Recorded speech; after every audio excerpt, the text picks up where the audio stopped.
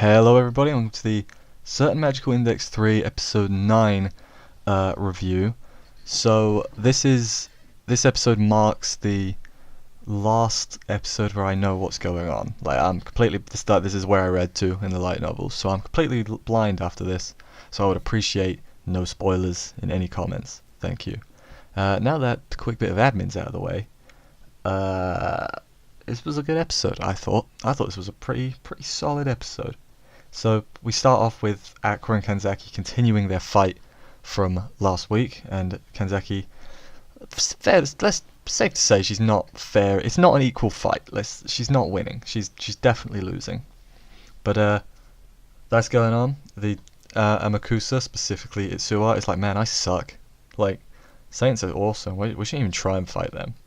But then we cut to Misaka, who is kind of stuck because there's a fight going on, and they're not trying to keep people away, I think, or trying not to let it spread to everyone else. I'm gonna go with that. But then she runs into Toma, who, as we remember, escaped from the hospital, and she tells him that she knows he has amnesia. It's a lot harder to say than I thought it was. But yeah, then I really like this scene. Probably like this scene way more in the anime than in the light novel, which is rare. I think it was just purely because of how good the job the voice actors did. So, thumbs up, kudos to them. But then Toma goes to fight, and Misaka doesn't follow him. And at the end of this little scene, she realizes, oh right, duh, I like him. So she's like aware of it now. It's like before it was just like, she was Sun, and now she's gonna be more dere. But then we immediately cut back to Kanzaki just getting destroyed. Let's just say destroyed. It's accurate. But there's also a lot of talking about how Aqua's so strong. But I assume you've watched the episode. I'm not going to go into all that and explain it because you should know already. Kanzaki asks the Amakusa to help, and the gist of it, he's double weak to anti-Saint weapons. He's like, in Pokemon, how you got Onyx, it's rock ground, so it's double, it's 4 times from water. It's like that, I think. That's how I chose to interpret it.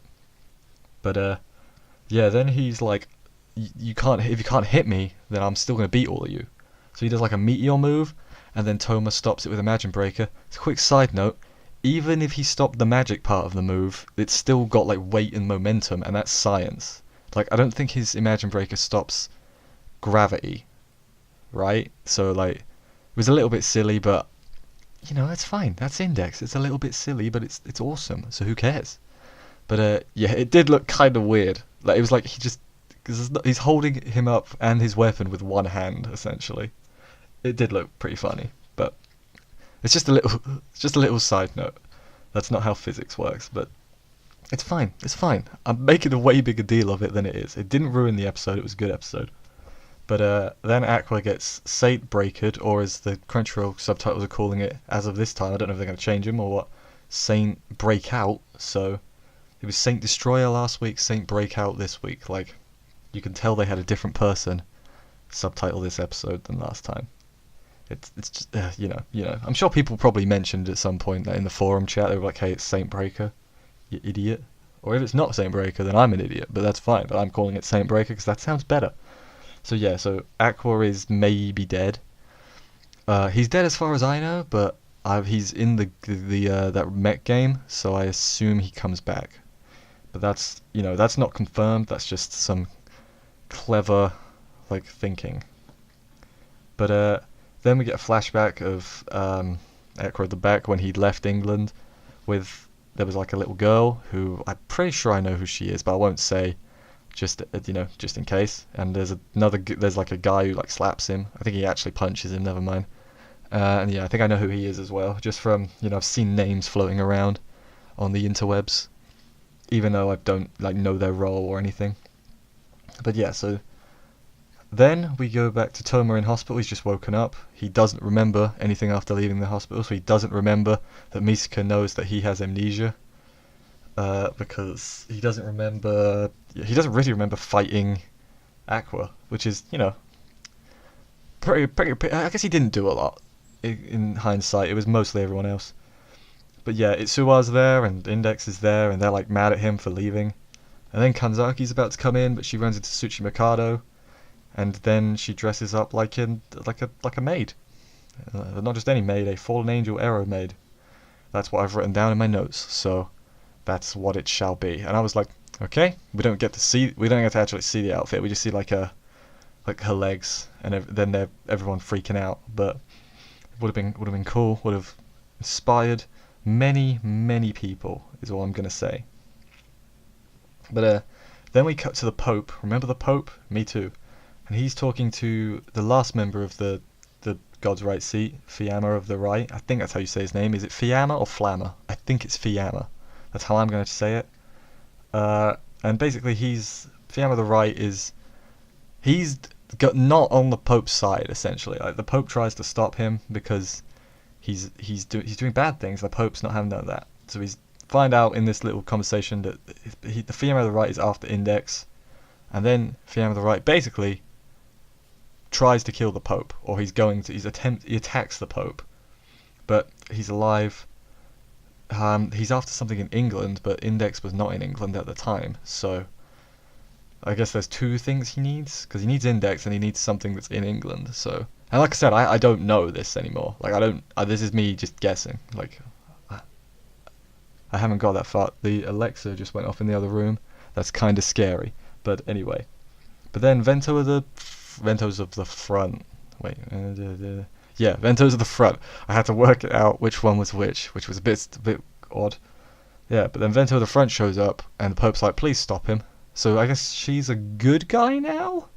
I'm gonna go with yes, so she's probably gonna help. I assume Toma's gonna, well, I know that they go to England next, from the preview. Toma's like, hey, we're going to England. I'm like, okay. I also know, the name of the arcs, so if that's a massive spoiler, I'm sorry.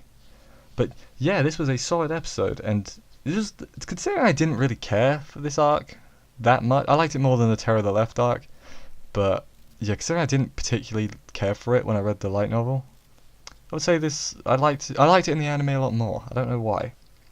And yeah, despite the fact that they obviously probably cut things out. Really liked this episode specifically. I liked the Toma Misaka, scene. I don't know what else to call it. It was a good scene. Although if I remember right, when Kanzaki comes in the Ero maid outfit, in the light novel, I think Misaka comes in and then electrocutes them. I think I'm remembering that right. I could be wrong.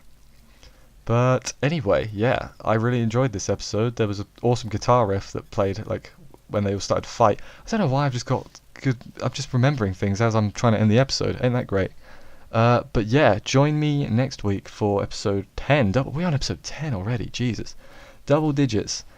It's amazing how good shows they fly by, but bad shows, it's it feels like forever. Like Conception, which I'm also watching. I'm like, oh my god, we're only on episode 9. But this, I'm like, oh man, I know it's double length, and I'm feeling sad. But anyway, also didn't notice any animation gaps this episode really. I'm sure there was some. Every anime's gonna have that, regardless of how high quality it is. But yeah, I am excited for next week. I will see you then. I'm gonna end it here before I go on another tangent. Bye everyone.